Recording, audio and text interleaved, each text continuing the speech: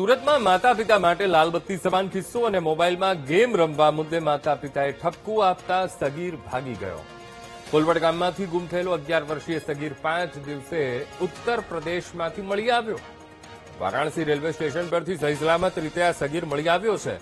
સીસીટીવીના આધારે પોલીસે તપાસ કરી સગીરને શોધી કાઢ્યો. કામરેજ પોલીસે સગીરનું પરિવાર સાથે મિલન કરાવી બંનેને સમજાવ્યા પણ ખરા.